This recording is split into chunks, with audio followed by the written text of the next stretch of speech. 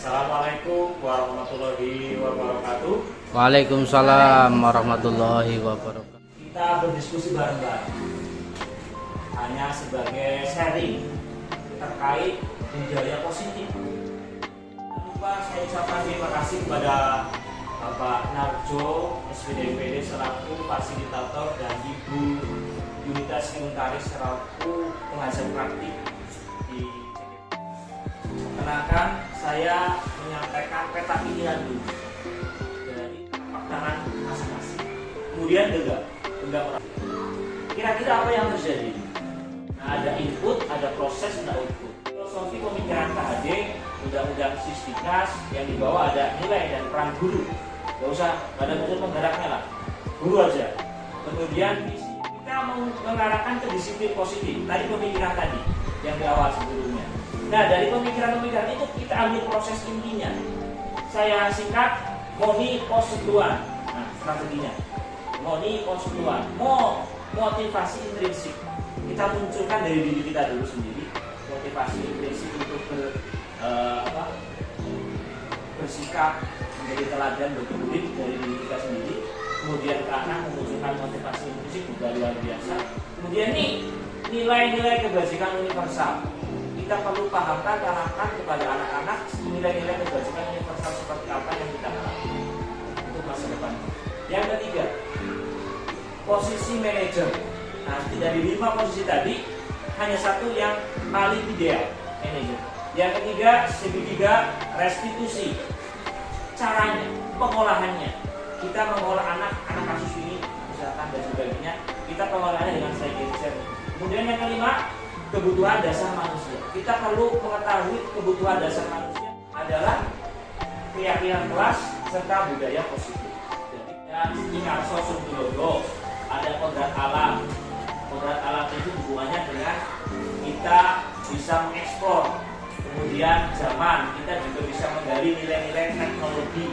Menuntun tadi yang dijelaskan di awal, kita hanya bisa menuntut, menebalkan kebaikan siswa, menipiskan sifat negatif siswa.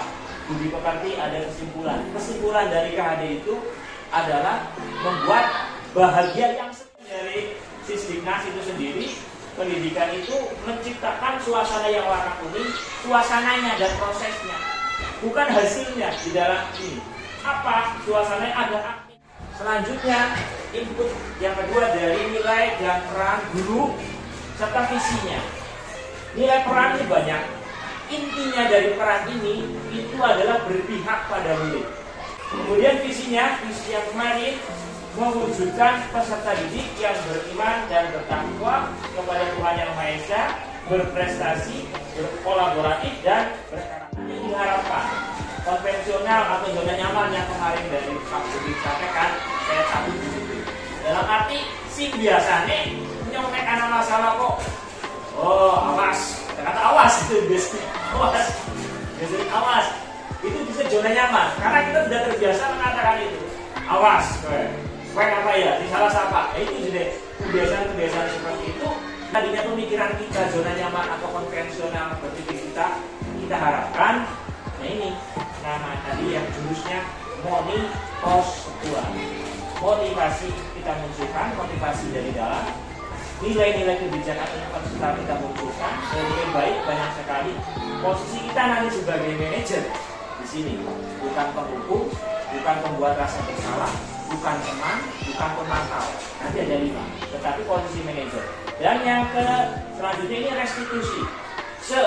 Segitiga restitusi. Nanti triknya untuk menangani kasus-kasus di dalam permasalahan. Dan kebutuhan dasar internal ada 2 dan internal yang 1. Yang eksternal sudah kita bahas sebetulnya tadi, memberikan penghukuman, kemudian mendapatkan imbalan dan menghargai diri sendiri. Ini yang kita harapkan. Awas dan sebagainya. Ayo kamu push up dan sebagainya, itu hukuman. Konsekuensi itu agar lebih mendalam, bisa lebih jauh perhatikan. Kita bedakan mana yang hukuman, mana yang konsekuensi, mana yang restitusi. Menarik bagi saya saat mempelajari ini, oh ternyata iya. Oh ternyata saya sering melakukan hukuman ya. Oh walaupun menurut saya baik.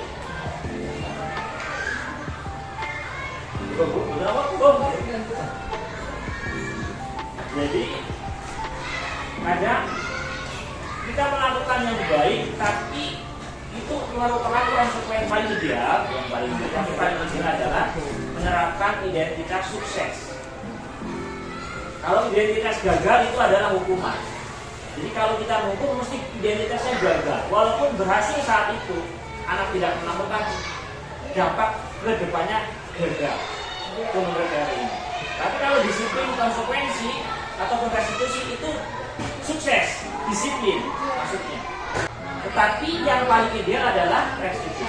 Contohnya misalkan kita poinnya yang ada pertanyaannya, yang hukuman itu yang bawah ada tanda pentingnya. Peraturannya adalah titik-titik, kamu harus titik-titik. Itu ada kata harus. Kemudian disiplin, apa peraturannya? Apakah kamu melakukannya? Terima kasih, itu sudah baik menunjukkan peraturannya. Tapi kalau restitusi di situ, apa yang kamu yakini? Di situ berarti kembali ke diri siswa. Saya jawabnya konsekuensi. Alasannya apa Pak Eko? Alasannya karena itu menunjukkan perbaikan dari kesalahan. Yang hukuman siapa tadi? Siska, nama hukuman.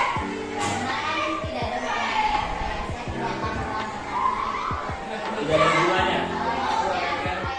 Betul. Karena walaupun itu seperti hukuman, karena itu terlambat sih. Jadi terlambat. Jadi tulisnya itu ya terlambat. Saya tidak terlambatkan nilai positif. Saya tidak terlambatkan. Tapi itu kayaknya kita mungkin sesuatu yang memberatkan. Sehingga kadang di dalam diri kita itu hukuman. Tetapi karena ini alasannya terlambat ke sekolah, dan di situ saya tidak akan terlambat lagi. Berarti saya tidak akan melakukan hal itu lagi selama 100 kali. Seperti ini, ketika ada teknik menghafal Al-Quran, satu ayat 10 kali pengulangannya, satu ayat 10 kali, satu ayat 10 kali, satu ayat 10 kali itu pengulangan. Nah ini menunjukkan bahwa konsekuensinya yaitu kalau terlambat menulis 100 kali itu konsekuensi. Oke, yang kedua, lari mengelilingi lapangan basket 2 kali karena terlambat hadir di sekolah. Konsekuensi apa hukuman? Hukuman. Luar biasa hukuman. Ya. Jadi dari terlambat mengelilingi lapangan basket orang nyambung itu hukuman. Konsekuensi luar biasa. Hukuman apa konsekuensi? Hukuman. Itu pernah. Konsekuensi juga betul. Karena memang sudah disepakati. Pelajaran yang PJOK juga alasannya betul, guys. Alasannya tepat. Jadi PJOK itu ketika Bu Mariati misalkan ada yang lari itu konsekuensi, bukan hukuman. Hukuman itu harus yang mendidik kayak gitu. Nah itu kaitannya dengan konsekuensi dan restitusi itu apa itu kan? Oke, kita jawabannya apa di sini? Hukuman yang mendidik untuk masuk konsekuensi apa hukuman atau restitusi? Saya lagi bisa, ya. Lari mengelilingi lapangan basket 2 kali karena terlambat 10 menit untuk pelajaran PJOK. Konsekuensi. Alasannya apa sih? Hukuman. Hukuman. Alasannya apa, Bu? Tadi Buati alasannya apa, Buati? Hukuman. Alasannya apa? Siapa yang hukuman? Alasannya apa, Bu Putri? Aturannya walaupun PJOK aturan yang terlambat. Kok walaupun PJOK berarti apa lain? Kudunya bisa kayak gitu. Ya, boleh nggak apa-apa? Hukuman Iya, juga. hukuman. Nggak apa-apa. Oke, menurut Bu Desi tadi asalkan ada kesepakatan. Iya. Setiap anak manusia ataupun dewasa melakukan sesuatu mesti dasarnya ini. Itu materi berarti. Perhatian. Coba perhatian dari kasih sayang. Menurut Bumi kenapa kasih sayang itu dibutuhkan oleh anak itu? Alasannya apa? Iya, nggak apa-apa. Mungkin di rumah kurang perhatian dari kemudian kata dia dari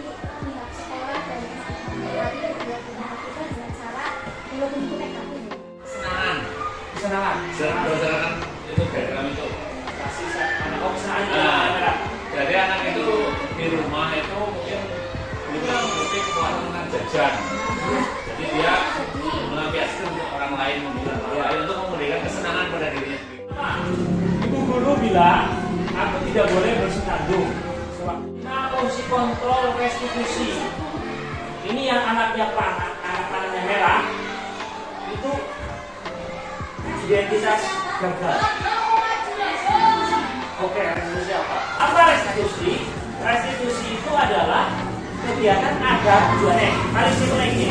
Bocah melakukan kesalahan sadar sendiri, bukan karena diperintah, dihukum dan sebagainya. Yang pertama adalah menstabilkan identitas. Bapak ibu tidak tertarik mencari siapa yang salah, dia serasa orang mana sih salah, tapi bapak ibu mencari solusinya ini masalah ini. Kenal terbiasa sadar terbuka, validasi tindakannya. Tindakan yang salahnya kita validasi. Ya padahal kamu bisa loh melakukan yang lebih baik dari itu. Apa yang kita percayai sebagai kelas atau keluarga? Kalau di kelas berarti kita harus punya keyakinan kelas agar anak itu selalu melihat, menerapkan. Kalau kita bisa melakukan restitusi, berarti kita ada di sini, di atas, manajer. Dulu bapak ibu. Jangan bagaimana, tapi kita belum ada keyakinan. Keyakinan kelas kita butuh dulu di kelas masing-masing, di rumah masing-masing, kalau di dalam keluarga, baru kita bisa mengatakan. Ayo.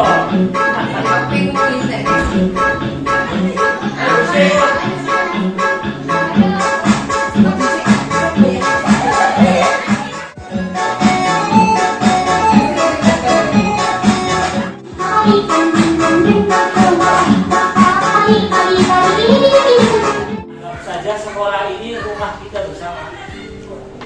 Next sekolahnya indah, sekolahnya bersih, sekolahnya nyaman, insya Allah nyaman. Murid-murid kita juga bahagia, insya Allah kita ikut bahagia. Berpusat pada munculkan motivasi intrinsik dari diri kita sebagai pendidik dan motivasi intrinsik murid agar semangat belajar, berkreasi dan sebagainya. Kemudian yang selanjutnya jadi motivasi nilai-nilai kebijakan universal. Nilai-nilai kebijakan universal itu kita munculkan tadi di keyakinan kelas. Kami harapkan nanti setiap kelas membuat keyakinan kelas. Anak-anak semuanya tulis peraturan sebanyak-banyaknya. Kita klasifikasikan mana, misalkan peraturannya tidak terlambat datang sekolah, kemudian mengenakan seragam, mengenakan topi. Itu kan peraturan. Itu peraturan. Setiap anak menulisnya peraturan. Nah, kita kerucutkan menjadi keyakinan disiplin. Kata yang menarik dibawa ke dalam benak anak agar menjadi motivasi intrinsik. Misalkan tidak boleh ejek-ejekan, tidak boleh saling tendang-tendangan, bermain tidak boleh membahayakan. Kemudian apa itu? Intinya apa itu mengerucut kepada? Nanti anak-anak menulis gitu. Silakan kalian tulis semua peraturan apa ya. Silakan tulis semuanya. Tulis dewek. Anak memunculkan keyakinan diri sendiri. Pengetahuan dia tentang apa? Dia pernah disakiti, berarti anak tidak boleh itu. Misalkan tidak boleh mengambil uang milik orang lain. Berarti keyakinan kelasnya apa itu kira-kira? Tidak boleh ejek-ejekan. Saling menghargai. Betul, saling menghormati dan menghargai. Lalu hanya melalui kata-kata, misalkan tadi bantalnya dirapikan sendiri ya atau apa kayak gitu ya. Terkadang saya di kelas ya, misalkan saya kasih pertanyaan pendek. Hari ini siapa yang sudah melakukan sholat subuh pagi hari ini? Hari pertama tidak ada yang menjawab, mungkin hanya 1, 2, 3, 4 yang melaksanakan. Kita perlu koordinasi. Jika kita menerapkan keyakinan di sekolah, di kelas, tapi di rumah keyakinan itu tidak ada keyakinan, berarti tadi ada ketimpangan. Saya menerapkan sendiri keyakinan kelas di kelas 5. Kalau misalkan di kelas lain tidak ini, nanti naik ke kelas 6 tidak. Jadi kita indahnya ini sebenarnya sudah mengarah ke budaya positif. Tapi budaya positif itu akan tercipta kembali ke mereka ya. Kali ini postulannya di sini, prosesnya di sini. Prosesnya di sini cuma dilakukan oleh satu kelas. Kelas lain tidak. Atau kelas lain sudah semuanya dalam satu sekolah. Tapi di rumah kok enggak? Berarti budaya positif itu belum maksimal. Antara reward dan punishment. Reward ataupun hukuman punishment ini di sini 1, 2. Jadi ini merupakan motivasi dari diri kita ataupun murid terhadap melakukan sesuatu hal. Apakah karena tadi ada ketergantungan? Jadi kita sebagai manajer, pada hakikatnya kita hidup dan kita mati pun ada reward sama punishment. Ada surga, ada neraka. Kita kalau berbuat baik masuk surga, kita berbuat baik masuk neraka. Itu kan tujuan hidup. Tapi kalau misalkan Pak Gun pengen ngajarin sholatnya, nyok pengen masuk surga lah, gitu. Atau misalkan nyok mau di neraka lah, itu kan takut hukuman. Tapi berbeda. Ini ada dari salah satu dari Gus Baha, ada syair yang sangat tinggi nilainya. Saya juga masih teringat. Syairnya itu isinya kalau kurang lebihnya seperti ini. Apakah kamu tetap melaksanakan sholat jika memang tidak ada surga dan tidak ada neraka? Kamu melaksanakan sholat apa enggak? Kamu melaksanakan ibadah apa enggak? Kamu berbuat baik apa enggak? Kamu melakukan kesalahan apa enggak? Kalau tidak ada surga, tidak ada neraka. Saya kepada diri saya sendiri ataupun keluarga besar SMND Purwodadi 1 ini, rumah kedua kita selain rumah pribadi masing-masing, kita tempat mencari nafkah di sini. Keluarga kita pengen mendapatkan nilai keberkahan itu atas apa yang kita peras dari keringat kita, pikiran kita dan sebagainya, itu memberi keberkahan untuk kita dan keluarga kita. Kita mencoba yang terbaik. Ketika ada hal-hal positif yang menurut kita baik, kita upayakan tidak diam diri, tidak dalam zona nyaman, tapi ada gerakan sedikit, ada perubahan sedikit. Saya akhiri, terima kasih luar biasa untuk semuanya. Mudah-mudahan ini menjadi ibadah kita bersama. Saya akhiri, tidak saya. Assalamualaikum warahmatullahi wabarakatuh. Beberapa pengalaman yang dialami dalam penerapan konsep-konsep inti dalam modul budaya positif. Yang pertama adalah penerapan segitiga restitusi, selanjutnya mengetahui kebutuhan dasar murid, memahami posisi guru sebagai manajer, mengimplementasikan nilai-nilai kebajikan universal, serta menumbuhkan motivasi intrinsik pada peserta didik.